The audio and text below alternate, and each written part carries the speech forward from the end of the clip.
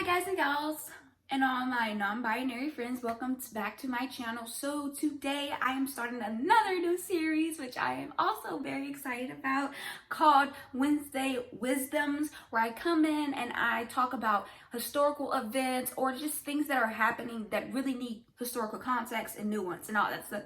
And I'm really excited to start this the series with this first one, which is going to be redlining and gentrification. So let's just get straight into it. Okay, so in September 2020, the residents of Woodland and Chicago South Side came to an agreement with Mayor Lori Lightfoot or whatever, because residents of this area were afraid of the new presidential center that is going to be built in Jackson Park, because they felt like with that presidential center is going to come, of course, gentrification, and that means the housing insecurity for some of these people, because the rent might go up and all kind of different circumstances where they might not be able to control how long they can live in the neighborhood that they've all known all their lives, right? How did we get here? Right? Let's talk about it. Okay, so in the 1930s, President Roosevelt, because this was like the Great Depression, post-World War II, he needed to get this economy going. He had to get people spending money. So what does he do? He starts a loan program, basically, to like get people to be able to buy houses. You can get loans at a very fair, like reasonable, like pretty much anybody besides the blacks and the colors can get loans and live in all different type of neighborhoods. And when he did this, they started a standard of like what's a neighborhood that's worth getting these loans. Where are these loans worthy of being put, right? So where is it worthy for you to invest the money that I'm giving you to buy a house, to build a house, to live? And so they started redlining or color coding these districts based on the amount of black and brown people that were living there, based on how many white people were living on, and so on and so forth. That's why we get historians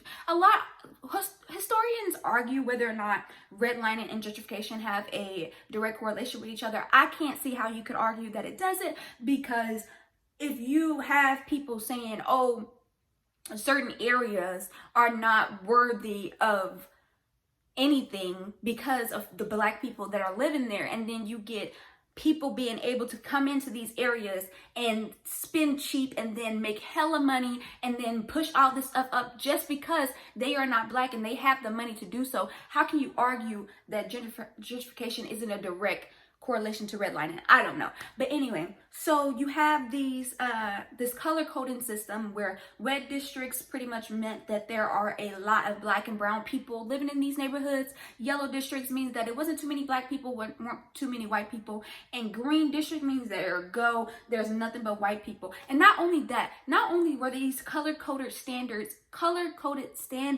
meant to show you what housing, what places were worth the investment. It was also, there were also instances, they would also like pretty much guarantee white homeowners mortgages if they lived in an all-white neighborhood. So, and mind you, while this is going on, people are also creating racial covenants. Racial covenants is basically when they would write into the deeds, or different areas would basically say, okay, we're gonna let you use home mortgage and stuff like that, but we do not accept black people. Black people cannot live in these neighborhoods. Brown people cannot live in these neighborhoods.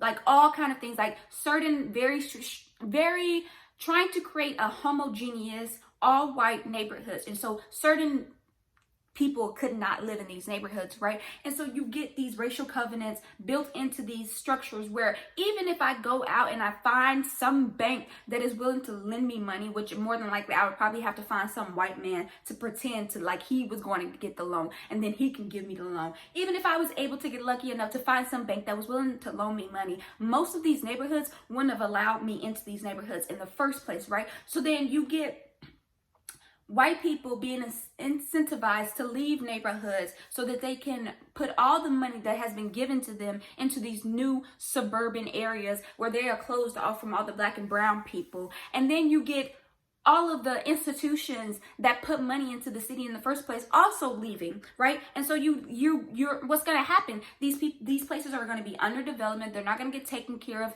The investments are just not going to be made. And so first, you're already saying they're not worth being invested in. And then as time goes on, the land and the buildings and everything around it depreciates. Of course it depreciates because you guys are not investing in it because you said it's not worth investing in. So then they depreciate and it goes lower and lower. People don't have, like, even the jobs are moving out this way, right? And so even for the small jobs that are staying in the city, the people who are working those jobs are living in the suburbs and then going to the city to work their jobs and then going back to the suburbs to spend their money to live their lives, right? And so during that process, you get to the point where, okay, these rich white people are so sick of seeing all these disgusting black and brown people every time they have to make that trip to work, seeing all these poor people who have not been invested in for years and years and decades. I'm tired of seeing someone build a road, and that's what they do. They build highways and roads in between these neighborhoods so that white people, people of privilege, people with money, don't have to see the poorest and their squalor, right? And so that happens. We get highways built through black and brown neighborhoods. We get white people leaving these neighborhoods and saying they're not worth investing. So then the government and everyone else, no one invests in these neighborhoods. No one's keeping up with the property because, first of all, they're not even letting black people get loans to buy this property to invest in improving the property, right? So the property goes down. The value of the property goes down automatically because white people don't live there. But on top of that, because no one is allowing people to invest in these properties. They're not allowing the black people that live there to invest in these properties. They're not allowing them to take loans. They're not allowing them to do anything to gain wealth. We know housing is the wealth in the system, right? So when Roosevelt makes this standard of redlining and saying some places are not worth the investment, some people are not going to get these loans. Well, housing is how you build wealth in this country. Housing is how you build wealth in general. If you don't have a house, if you don't own your house, where's your wealth going to be at? It's going to go to paying someone to live in the house that they allow you to live in. It's going to go to keeping this rented life that you don't even have, right? And so because of this, white people were able to get loans, pay off their mortgages, and then invest in bigger and better houses, which accumulated them generational wealth over time. Whereas black and brown people weren't allowed to get loans, weren't allowed to fix the properties that they have, weren't even allowed to own those properties because you have to get loans and mortgages to own the properties, to buy the properties, to fix the properties. So it's a whole mess, right? So then I'm trying to keep a continuated thought, but it's just so many things going in my head right now. But okay, so you get people not being able to buy property, not being able to fix the property that they're having right now, and this goes on for decades and decades and decades and decades, and all of a sudden these are inner city with a bunch of crime, with high crime rates, because poor people go to crime when they can't feed themselves, when they can't house themselves, when they are not financially stable. Crime happens. That's how that works. 2 + 2 = 4, right? And so these are the inner city with all the drugs, right? So then all of a sudden, since it's so cheap, since no one's paying for this shit, since the value of these houses are already considered low as fuck, people go in and they pay for some of these, some of these people to, they're like, hey, I know we say this place is shitty, but let me get that for $50, right? $50. Come on, I'm giving you a deal. Who's gonna buy this house? If anything, I'm really doing you a favor. You're getting money and you can go off and do your best, right? So then people are like, okay, I'm really broke. I'm in a tentative situation where I can barely keep up with the house that I do have, and this person is giving me money. I guess I'll say yes, right? And so people sell to these fucking gentrifiers. They come back in and they exploit the condition that everyone else left these poor people in, right? So everyone else said, you're not help these black and brown people, we're not giving you money to fix your shit, and we're not investing in your shit. So then rich people come and exploit that. They say, okay, well, no one wanted to invest in you, so I'm gonna pay you a little change, and I'm gonna make you feel good, and I'm gonna take your shit. And not only am I gonna take your shit, I'm gonna raise the rent on your shit. I'm going to make it to where everyone that you know in your neighborhood can't live in that neighborhood anymore because they can't afford to live in that neighborhood anymore, because they weren't able to build generations of wealth. And so when all these people who came back after they were disinterested in this area come back and take all their money and try to push me and my family out, I have no wealth to speak of to stop it, to fight it. And some people will say, oh, well, people with money should be able to do whatever the fuck they want. They shouldn't.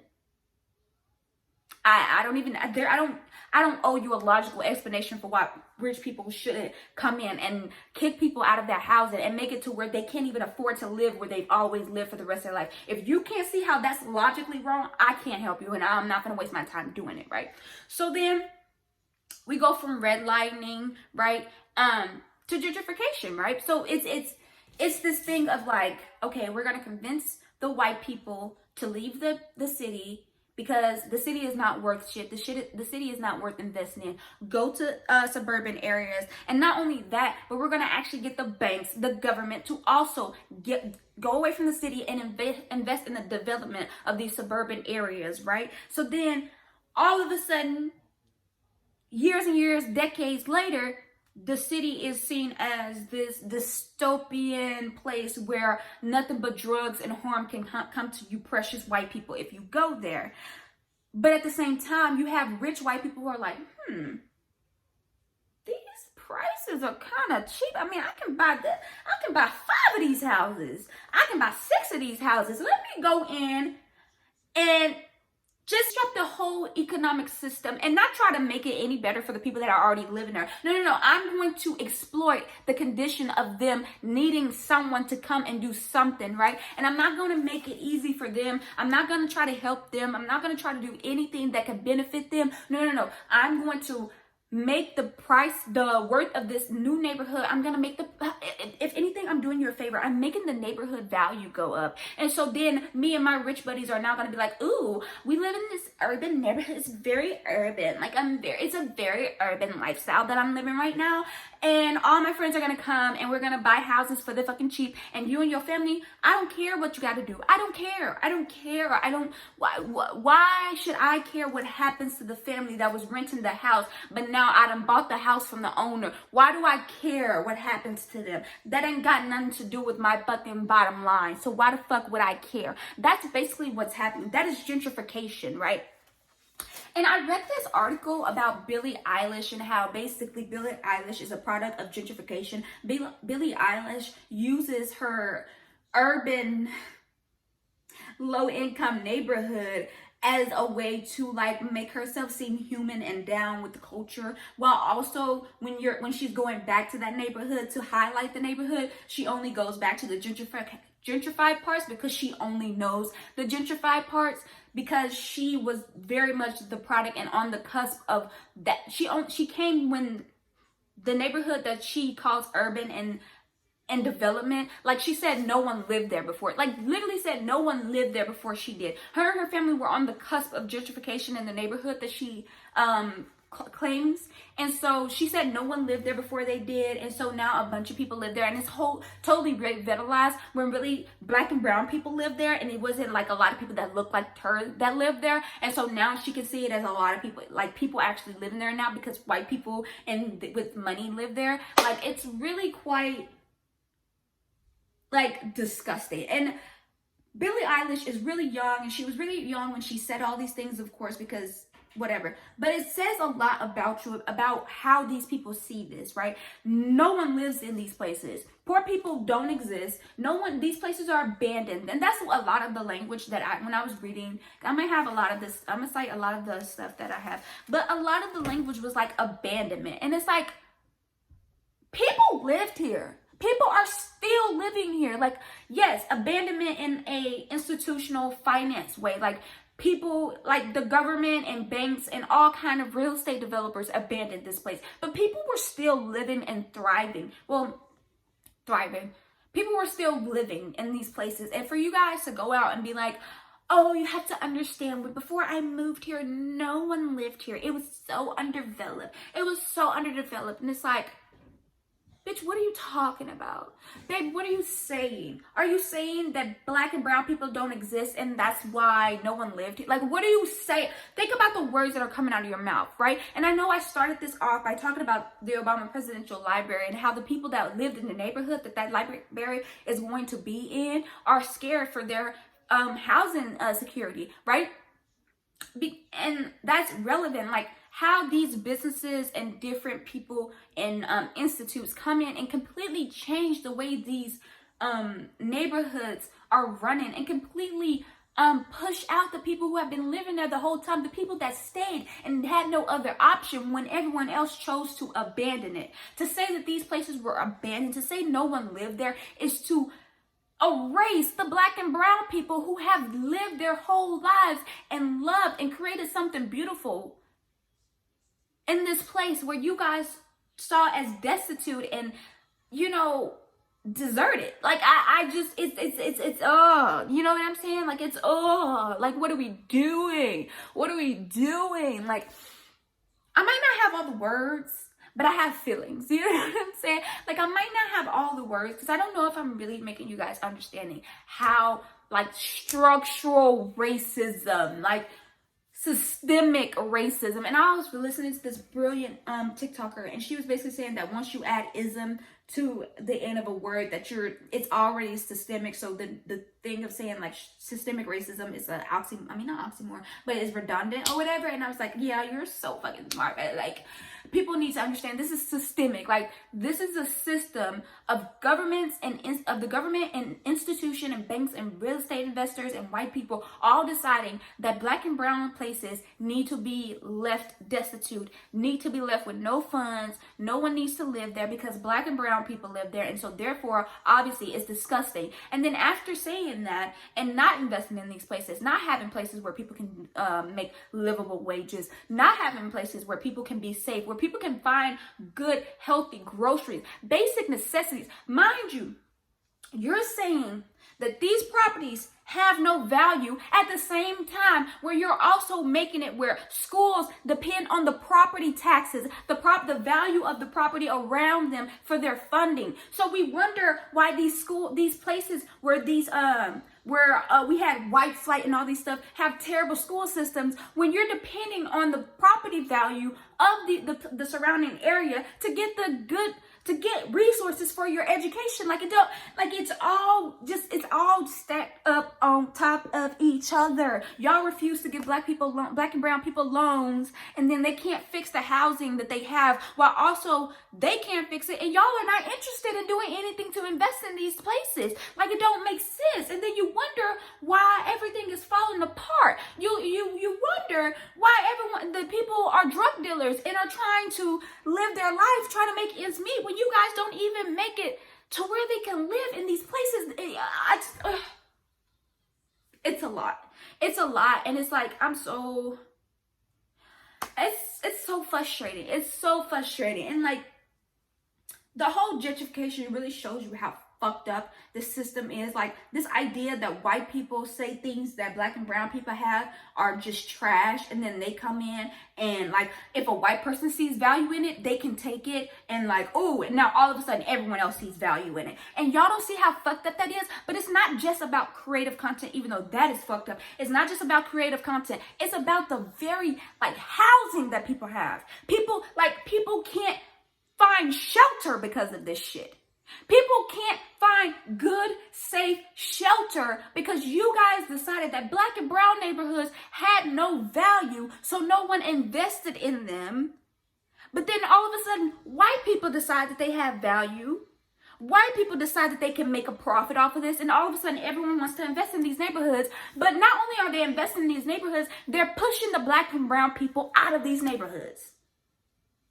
But you want to convince me you can't see how that could possibly correlate. I'm sick.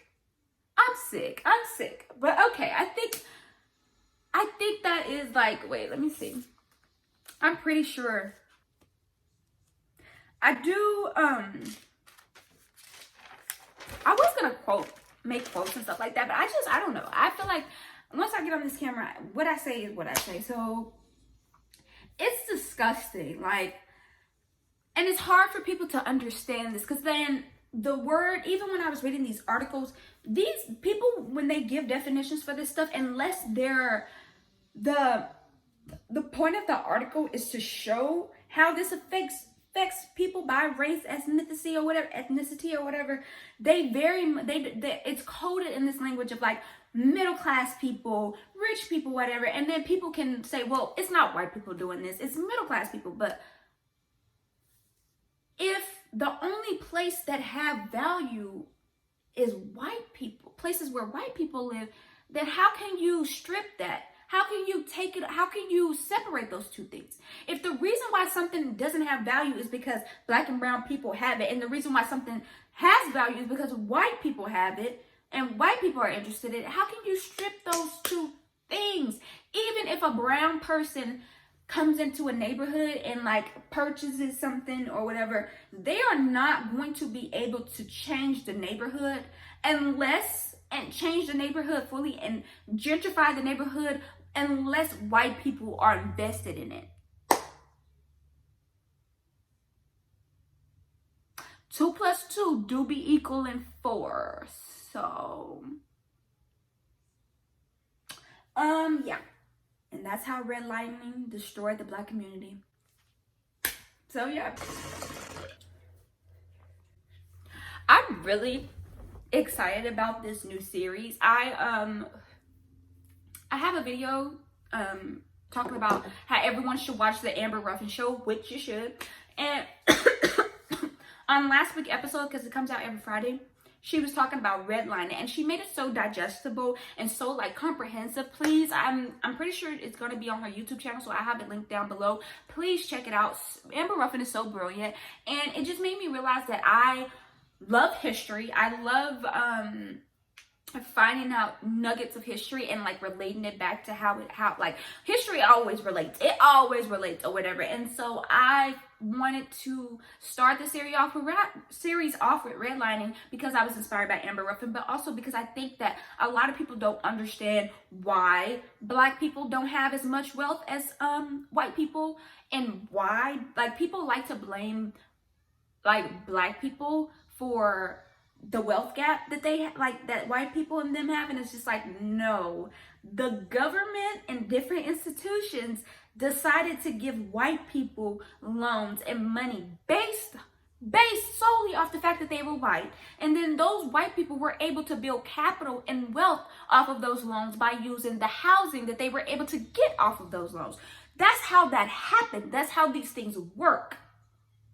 And it's important to do and add context to that. And it's not some far off thing. This redlining and this structure of like home lending and stuff like this had started in the 1930s, right? The 1968, 69 is when we get like the Voting Rights Act and all these things, right? So you're talking about, and mind you, that didn't change shit. It changed shit. Don't get me wrong. It changed shit. But systemic racism still exists. And so banks, even if you make laws that change this, people in power, we're still choosing to continue this system of giving white people loans and refusing to give black people anything, right? And so how can I create wealth and capital if I can't even... Where am I gonna get the capital? Where am I gonna get the wealth? If it is a known thing that you have to borrow money to get a house, and everyone refuses to give me money, how am I supposed to get a house? And if getting that house is going to allow me to save up and buy a bigger and nicer house, and then like even more wealth and be able to accumulate more and more capital, how am I ever supposed to do anything? How is anybody ever supposed to do anything if everyone else is making sure that you aren't able to do any of those things? I don't get it. Okay, whatever. I don't get it. Okay. I hope I made sense. I know I did, because I'm a very smart lady, actually. If you stayed to the end of this video, thank you so much. I hope that you found this video informative. Check out the links down below. I have a bunch of articles and stuff that I read for this, also a podcast or two. So check the link down below. And guys, take care of yourselves, take care of each other, wash your hands, wash your face, wear a mask, wash your ass, and don't be a gentrifying asshole. Bye.